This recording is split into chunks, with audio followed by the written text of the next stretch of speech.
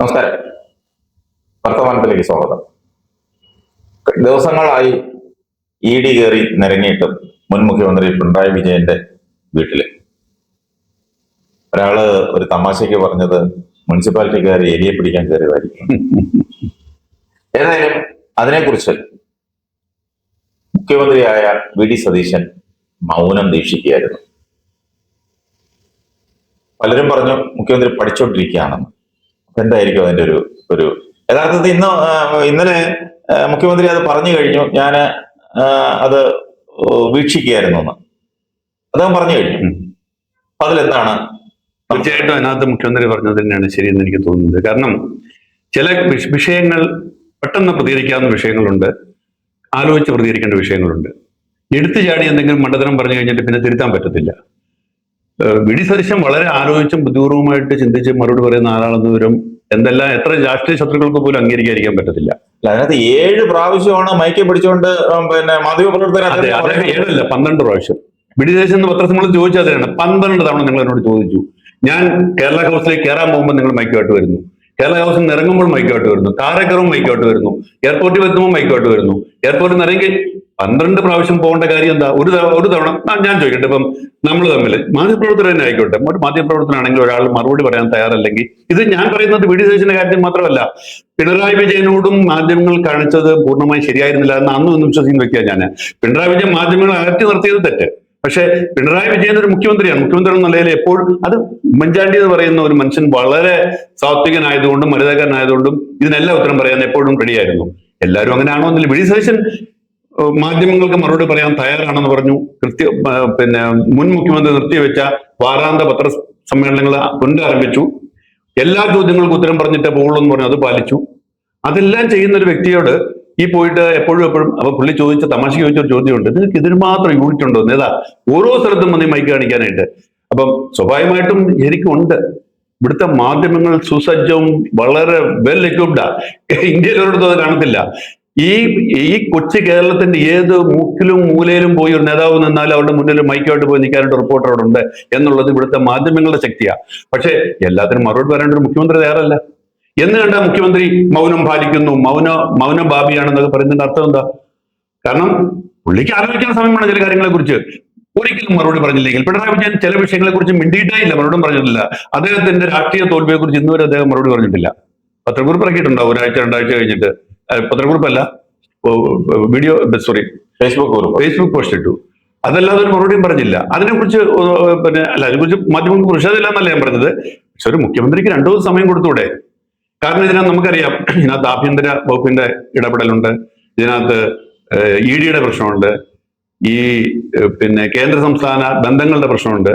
അപ്പൊ ഇതെല്ലാം വെച്ച് ആലോചിച്ചിട്ട് മറുപടി പറയേണ്ട ഒരു കാര്യമാണ്. പറഞ്ഞ മറുപടിയിൽ ആഭ്യന്തര വകുപ്പിന് വീഴ്ചയില്ലെന്ന് അദ്ദേഹം പറഞ്ഞായിരുന്നു. ആഭ്യന്തര വകുപ്പിന് വീഴ്ചയില്ലെന്ന് അദ്ദേഹം പറഞ്ഞു. അതെ, അദ്ദേഹം അത് ആഭ്യന്തര വകുപ്പിന് വീഴ്ച ഉണ്ടെന്നാണ് അദ്ദേഹം പറഞ്ഞിരുന്നെങ്കിലോ. പക്ഷെ ഒരു കാര്യം അതിനെ ന്യായീകരിക്കുന്ന ഒരു കാര്യമുണ്ട്. അതായത് ഈ റെയ്ഡ് നടത്തുന്ന സമയത്ത് പോലീസിനോട് പോലീസിന് സംരക്ഷണം ചോദിച്ചിരുന്നെങ്കിൽ ആഭ്യന്തര വകുപ്പിന് വീഴ്ച. പോലീസിനെ അറിയിച്ചോ? ഇല്ല എന്ന് ആഭ്യന്തര വകുപ്പ് മന്ത്രി പറഞ്ഞു, രമേശ് ചെന്നിത്തല പറഞ്ഞു. അത് തന്നെയാണ് മുഖ്യമന്ത്രിയും പറഞ്ഞത്. ഉണ്ടെങ്കിൽ അവർ പറയട്ടെ, ഞങ്ങൾ പോലീസിനെ അറിയിച്ചു എന്നിട്ടും പോലീസ് വന്നില്ല എന്നുള്ളത്.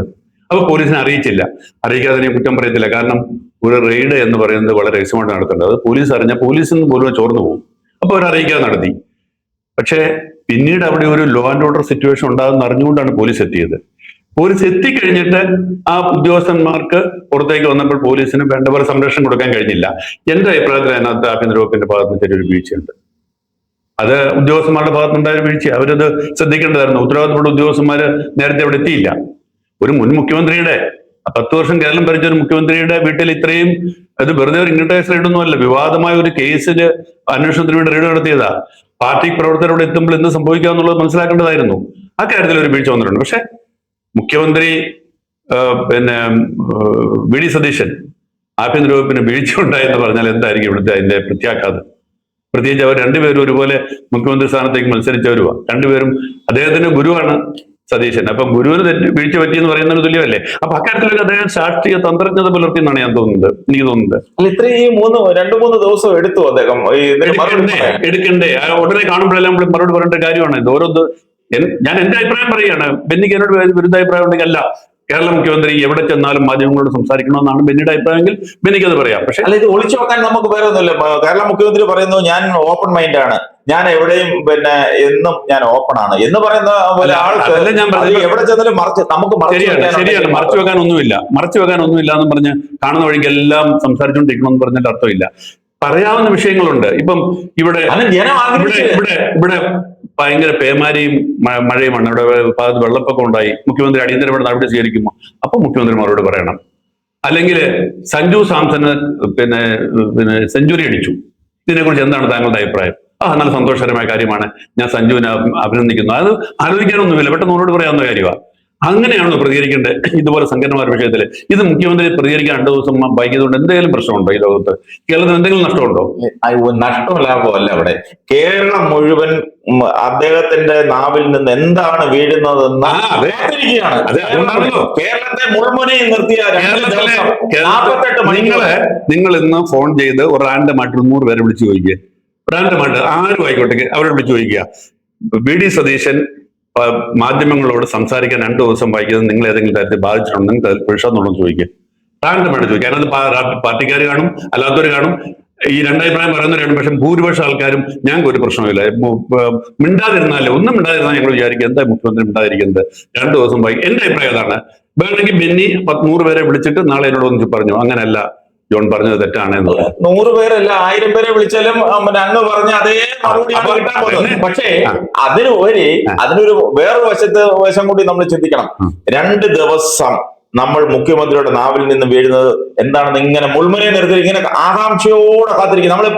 നമ്മൾ ഇങ്ങനെ ഫോൺ സാധാരണ ടിവിയിൽ വീട്ടില് ഇരിക്കുമ്പോഴേ ടി വി കാണാൻ പറ്റും. ടി വി കൊണ്ടുനടന്ന് കാണാൻ പറ്റത്തില്ല. നമ്മൾ കൊണ്ടുനടന്ന് കാണുന്നത് മൊബൈലാണ്. ഈ മൊബൈലിൽ പിടിച്ചോണ്ട് നിൽക്കുക. ഇവിടെ മുഖ്യമന്ത്രി എന്താ പറയുന്നത്? മുഖ്യമന്ത്രി ഇപ്പൊ ഡൽഹി ചെന്നു, അവിടെ ചെന്നു, ഇവിടെ ചെന്നു, അവിടെ ഇറങ്ങി, കൊച്ചിയിൽ ഇറങ്ങി, ഇവിടെ എന്താണ് പറയാൻ പോകുന്നത്? ഇദ്ദേഹം ഒരു വരിയില് പൂക്കിയുടെ അടക്കം ഇങ്ങനെ കാണിച്ച് ഇങ്ങനെ ഗോഷ്ഠി കാണിച്ചുകൊണ്ട് നടന്നാൽ മാത്രം മുഖ്യമന്ത്രിയിൽ നിന്ന് പ്രതീക്ഷിക്കുന്നത് അതല്ല. മുഖ്യമന്ത്രി കൃത്യമായി മറുപടി പറയണം. കൃത്യമായി നമ്മൾ പിണറായി വിജയൻ അല്ല വി.ഡി. സതീശൻ, അത് മനസ്സിലാക്കണം. വി.ഡി. സതീശനാണെങ്കിലും പിണറായി വിജയനാണെങ്കിലും നമുക്ക് ക്രിട്ടിസൈസ് ചെയ്യാനുള്ള അവകാശമുണ്ട്. നിങ്ങൾക്ക് വി.ഡി. സതീശനെ ക്രിട്ടിസൈസ് ചെയ്യാം, പക്ഷെ പറയുന്നതിൽ ഒരു ലോജിക്ക് വേണമെന്നുള്ളേ ഉള്ളൂ. എന്റെ അഭിപ്രായത്തില് വി.ഡി. സതീശൻ നിങ്ങൾ ഗോഷ്ഠി കാണിച്ചു എന്നൊക്കെ പറയുന്നത് അദ്ദേഹം പ്രതികരിക്കാതിരുന്നാണ് ഗോഷ്ഠി എന്ന് പറയുന്നത്. അദ്ദേഹം ആളുകൾ ചോദിച്ചു, അദ്ദേഹം മറുപടി പറഞ്ഞില്ല, അദ്ദേഹം ചിരിച്ചു. അതൊരു ഗോഷ്ഠിയായിട്ട് വേണ്ടി എടുക്കാം. നിങ്ങൾക്ക് എന്തും പറയാം, കേരളത്തിലെ മുഖ്യമന്ത്രിയെ കുറിച്ച് എന്തും പറയാം. അദ്ദേഹം ഇന്നലെ കോഴിക്കോട് വന്നിറങ്ങി. ഇന്നലെ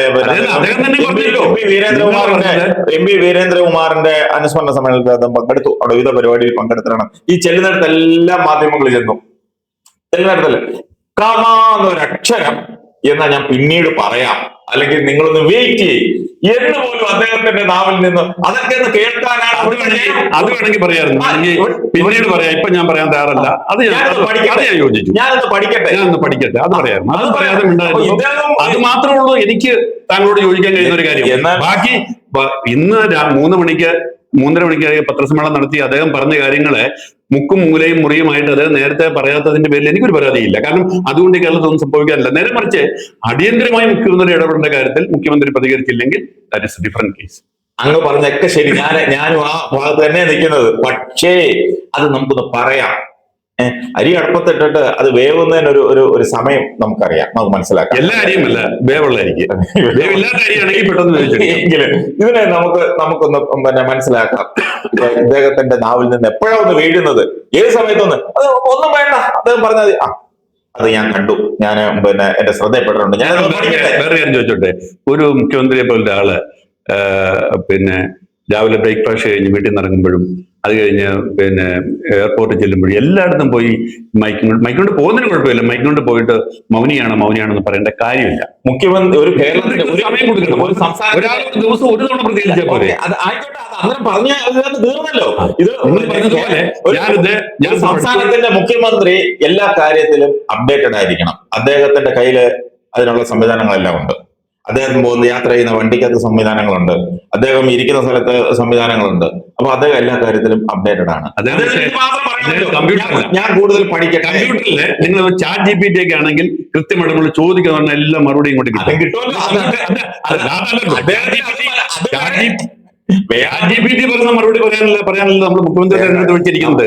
അയാളുടെ ബുദ്ധിയും വിവേകവും ഉപയോഗിച്ച് പറയാൻ വേണ്ടിയാണ്. അതെ, അത് അദ്ദേഹത്തിന് പരിശോധിക്കാനുള്ള സംവിധാനങ്ങളുണ്ട്. അത് ഒറ്റ ഒറ്റ വാക്ക് പറയാം, ഞാനൊന്ന് പഠിക്കട്ടെ, ഞാൻ നിങ്ങളെ വിളിക്കാം, നിങ്ങളെ. അദ്ദേഹത്തിന് മൗനത്തിന്റെ അർത്ഥം തന്നെയായിരുന്നു, ഞാൻ പഠിക്കട്ടെ എന്ന് തന്നെയായിരുന്നു. അത് നമ്മൾ കഴിയാനല്ലോ, അല്ല, എന്ത് നഷ്ടം പറ്റി പറയാതിരുന്നോണ്ട് ആഴ്ച നമ്മളെ മുൾമുനയെ നിർത്തിയില്ലേ. ഇനി ജനം തീരുമാനിക്കട്ടെ. മുഖ്യമന്ത്രി പിന്നെ വി ഡി സതീശൻ 3 ദിവസം എടുത്തു ഈ മറുപടി പറയാന്നുള്ളത് കൊണ്ട് അത് കേരളത്തോട് കാണിച്ച അങ്ങേയറ്റത്തെ അനീതിയാണ് എന്ന് ജനം തീരുമാനിക്കുന്നെങ്കിൽ ജനം പ്രതികരിക്കും. ഒരു തെരഞ്ഞെടുപ്പ് നടത്തിയാൽ മുഖ്യമന്ത്രി നേരിട്ട് ജനങ്ങൾ തെരഞ്ഞെടുക്കാൻ ഒരു സംവിധാനം നേരത്തെ കിട്ടിയതിനേക്കാളും വലിയ ഭൂരിപക്ഷം കിട്ടും, യാതൊരു സംശയമില്ല. അത് താങ്കളുടെ ധാരണ മാത്രമാണ്. ഞാൻ പറയുന്നത് എന്റെ വിശ്വാസം, ഇന്ന് ഇലക്ഷൻ നടത്തിയാല് 102 സീറ്റിന് സ്ഥാനത്ത് ഒരു 110 സീറ്റ് കിട്ടും. I do believe. കാരണം അറിയോ, വിശ്വസിക്കുന്നു, ഞാൻ സത്യമാണ് വിശ്വസിക്കുന്നു. ഇത് എന്റെ 40 വർഷത്തെ പത്രപ്രവർത്തന ജീവിതത്തിൽ അനുഭവം വെച്ചിട്ടാണ് വിശ്വസിക്കുന്നത്. അത് വെറുതെ കള്ളം പറയുന്നതല്ല.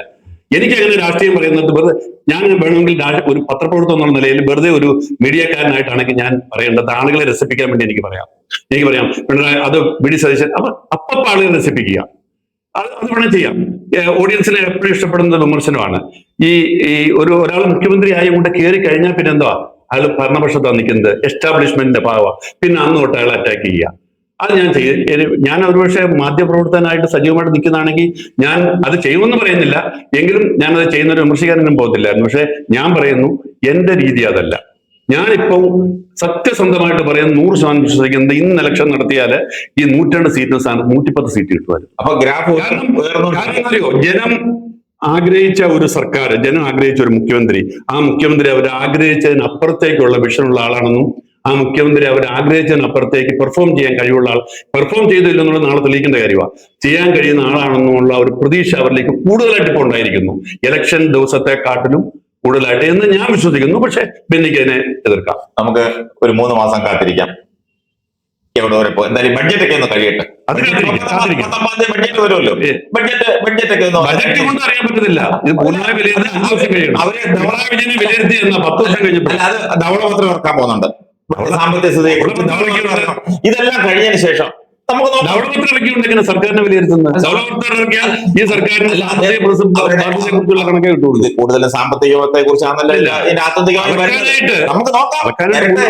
ഒരാഴ്ച കൊണ്ട്, 1 മാസം കൊണ്ട്, 3 മാസം കൊണ്ട് പറ്റില്ല. 1 വർഷം കഴിയുമ്പോഴത്തേക്കും നമുക്ക് നോക്കാം ഈ മുഖ്യമന്ത്രി പറഞ്ഞാൽ എത്ര കാര്യം ചെയ്തു. എന്തായാലും നമുക്കൊരു വിലയിരുത്തൽ നമുക്ക് 3 മാസം മുതൽ തുടങ്ങാമല്ലോ.